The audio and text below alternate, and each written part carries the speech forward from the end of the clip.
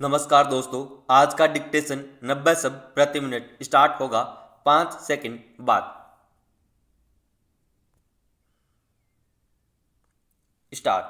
केंद्र सरकार ने कोरोना महामारी निपटने के लिए टीकाकरण अभियान का दायरा और बढ़ा दिया है।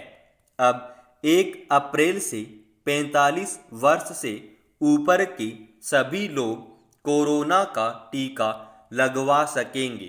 टीकाकरण अभियान में तेजी लाने के लिए यह जरूरी भी था कि इसका दायरा बढ़ाया जाए और ज़्यादा से ज़्यादा लोग टीका लगवा सकें।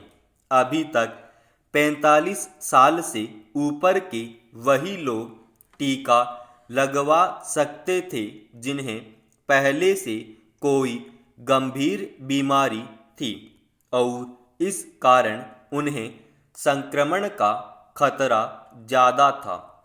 देश में एक बार फिर जिस तेजी से संक्रमण के मामलों में बढ़ोतरी हो रही है और कोरोना की दूसरी लहर का खतरा सामने है, उसे देखते हुए जितनी जल्दी पूरी आबादी को टीका दिया जा सके उतना बेहतर होगा और काफ़ी हद तक लोगों को संक्रमित होने से बचाया जा सकेगा। इसमें कोई संदेह नहीं कि कोरोना को हराने के लिए जरूरी है कि इससे बचाव के उपायों का सख्ती से पालन हो और लोगों को टीका भी लगे। बचाव के उपाय जहां संक्रमण को फैलने से रोकने में सहायक हैं, वही टीका व्यक्ति के भीतर संक्रमण के खतरे को कम करने में मददगार है।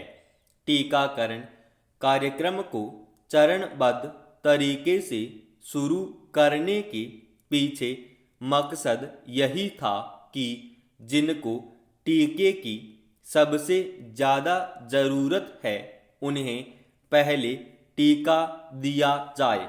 स्वास्थ्य कर्मियों और अग्रिम पंक्ति के कर्मचारियों को इसलिए दिया जाना जरूरी था कि यही लोग अस्पतालों में कोरोना मरीजों के इलाज में लगे हैं और इसलिए सबसे ज़्यादा खतरा भी इन्हें है। टीका नहीं आने से पहले कई चिकित्सकों और स्वास्थ्य कर्मियों को संक्रमण की वजह से जान से भी हाथ भी धोना पड़ा। हालांकि शुरू में टीकाकरण को लेकर लोगों में झिझक और भय भी देखने को मिला, यहाँ तक कि चिकित्सा कर्मी खुद टीका लगवाने से बचते दिखे। पहली खुराक दबाव में लेने के बाद दूसरी खुराक नहीं लेने के मामले भी सामने आए। इस कारण अभियान की रफ्तार उतनी तेज नहीं हो पाई जितनी की होनी चाहिए थी, लेकिन अब लोगों में टीकाकरण को लेकर जागरूकता भी आई है और टीके के प्रतिकूल प्रभावों को लेकर उत्पन्न डर भी कम हुआ है।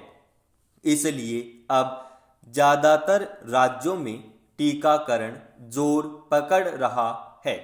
इस वक्त सबसे बड़ी ज़रूरत है टीकाकरण की मुहिम को प्रोत्साहित करने की। इसके लिए लोगों को जागरूक करने के अलावा टीकाकरण की सुविधाओं और इसके बेहतर प्रबंधन पर भी ध्यान देना होगा। लोगों को टीका लगवाने के लिए घर से काफ़ी दूर के अस्पतालों में न जाना पड़े। यह विशेष रूप से ख्याल रखने की आवश्यकता है। कई अस्पतालों में टीकों की रखरखाव का समुचित इंतजाम नहीं होने की वजह से टीके खराब हो जाने की खबरें आई। जितने समय में उनका उपयोग हो जाना चाहिए था वह नहीं हो पाया। यह दुखद स्थिति है। टीकों के रख रखाव का प्रबंधन इस तरह हो कि एक भी टीका बर्बाद न जाए। अभी खतरा यह है कि ज़्यादातर राज्यों में लोग मास्क लगाने और सुरक्षित दूरी जैसे जरूरी नियमों की धज्जियां उड़ा रहे हैं। खास तौर से उन राज्यों में तो स्थिति और भयावह है जहां चुनाव प्रचार चल रहा है और चुनावी सभाओं में पहुंचने वाले नेताओं से लेकर सभाओं में आने वाली भीड़ एकदम लापरवाह बनी हुई है। हरिद्वार में लाखों लोग कुंभ में पहुंच रहे हैं। ऐसे में कोरोना संक्रमण ने अगर विस्फोटक रूप ले लिया तो गंभीर संकट खड़ा हो जाएगा। इसलिए देश में जितना जल्दी हो तेजी से टीकाकरण होगा, हम खतरे से उतना ही बच सकेंगे। समाप्त।